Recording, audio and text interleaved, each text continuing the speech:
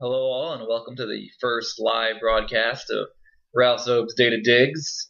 Keep in mind this is being recorded, so it can be thrown up on YouTube for the other subscribers. I see you're all trying to talk to me on Skype. I turned my microphones off because there's like 20 of you in here, and that's just going to be too much cross-chatter. So just type in your questions, and I'll answer it. Simple enough, yes? Oh, and it seems we have a group that's for the etheric thingamajigger. Well, let's start with you, I guess, since you all came here as a group. From a William de Gregoria... I'm sorry, I'm not even going to try and butcher your last name. When one astral projects, or astral travels, what is it that you are projecting out of your body? Well, you have your physical body, which you're very aware of. But to break it down simply, you have mind, body, and soul. Your etheric body would be your soul, more or less. Going back to their concepts of string theory of things vibrating on different planes, you could say that the etheric plane vibrates at a different level, being an energy existence, while your body is on this plane, which operates at a physical vibrational level. I mean, you're talking about things that are kind of like gravity. We understand that it works, but we don't understand why it works. Your astral existence, your astral body, is what's going on the trip, to answer your question as simply as possible. A Kathy Powell asks, what is the easiest and fastest method of astral projection that works for everyone? There are general approaches that work, but you know what? I'll put a link. Here, I'll send you a link. That's the one that I use, alright? Now, everybody's approach is different. So what works best will be something you have to figure out with a little trial and error. There are actually hundreds of approaches available. For example, some people can leave their body through thought alone. I meditate. Others raise their kundalins through their chakra line, which I guess is a different form of meditation. I dabble, but I don't really know that one specifically. Others do it in their dreams, and some even astral project they're walking around doing day-to-day stuff, and that one's a little unnerving. But with a little bit of practice, you can get control over that and keep it from bothering you when you don't want to. But the bottom line is there are all sorts of ways to astral project, and you kind of have to do a little bit of trial and error to find out what works best for you. A Richard N. Trekin asks, how often can you astral project? Well, basically as much as you like, but there is a balance in everything. If you find you keep getting yanked back into your body or falling asleep, you may be trying too much. For example, when you first try this, you're probably going to be finding yourself getting yanked back into your body or falling asleep all the time. It's because you're not used to doing it. You kind of have to build up your body, your mind, and your soul's ability to handle these travels. You guys on the astral thingamajigger, chill. I'm going to ask somebody who's not with your little group.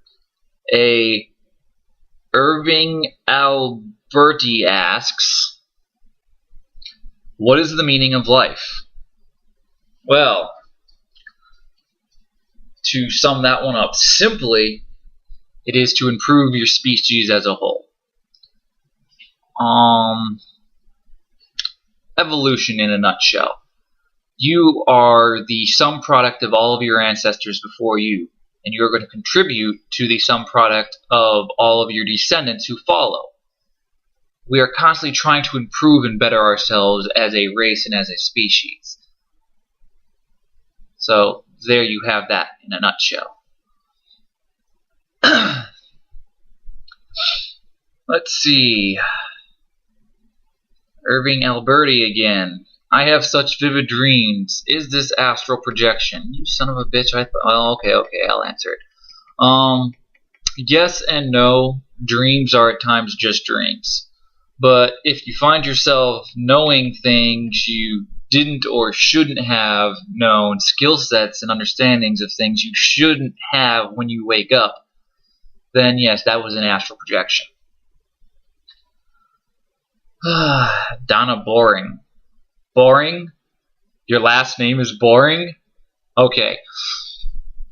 I'll stop giving you crap. Can two people astral project at the same time and meet up in the astral realm? Yes, and they can see and talk with each other as well, but you need to master control of astral travel first and pick a place that both of you know beforehand. From there you can meet up and travel and share an astral experience together if you like. Mark Newsom wants to know, is the sky blue? What are you, 6? Well, okay. Is the sky blue? The scientific answer is no, it's violet. The human eye is just more perceptive to the color blue, so it appears blue to us. At least I think it was violet. It's that color between red and blue. Now, let's see. Who are we going to get some questions from? You know, you astral guys are like dominating this. Is there anybody else in here? No, not really. Oh, wow. I got to answer this question. Brian Hollis asks, why is astral sex so much more intense than physical intercourse? Well, honestly, I have yet to find a dancing partner for that. But as my teacher Matt explained it, you and your partner are able to completely merge into one another as you lack the physical restraints of the body. So you can share a deeper sense of intimacy and even share emotions, memories, things of that nature, making it more meaningful. Let's see, who else are we going to go into? Oh, here's a good question for you astral guys. David White wants to know, it just takes a thought to get back into my body, but often I find myself in a paralyzed state that lasts for quite a while and makes me incredibly nervous. What is this? Well, you're in a waking state of paralysis is basically what's going on. You relax, you enter a state of sleep paralysis, you enter the vibration level, and then you astral project. When you come back down from that astral projection, you're passing back through the vibrational level, you're going back to the state of sleep paralysis, and then finally back to just being refreshed with a clear state of mind. Just wait a couple of minutes, catch a cat nap if you need to. It'll pass though. Don't be afraid, just relax, it'll go away.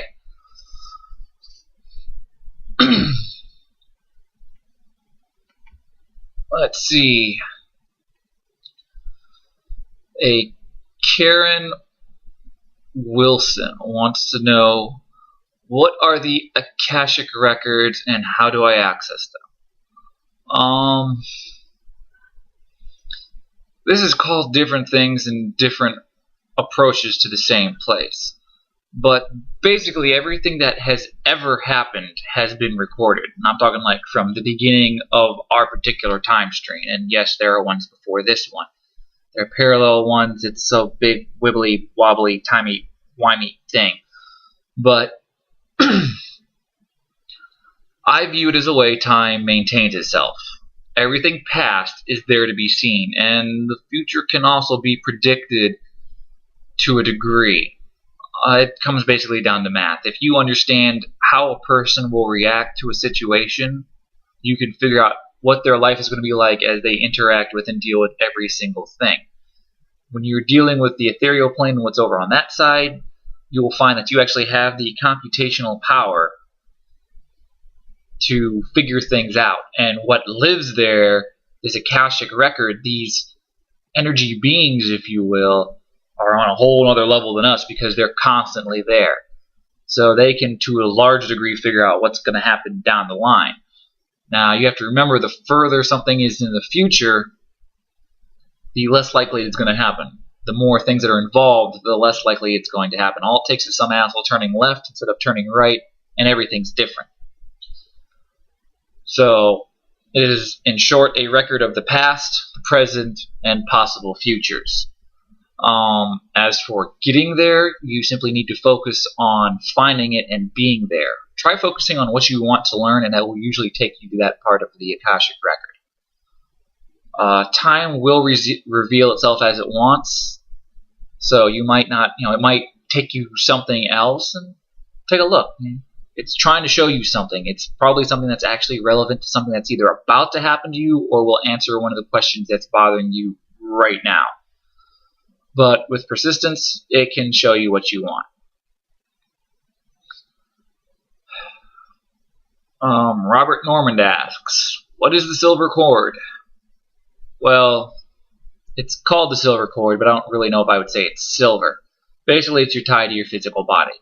It only breaks when you die, so you don't need to worry about anything cutting it. As I said before, even when you astral project, you don't totally leave your body.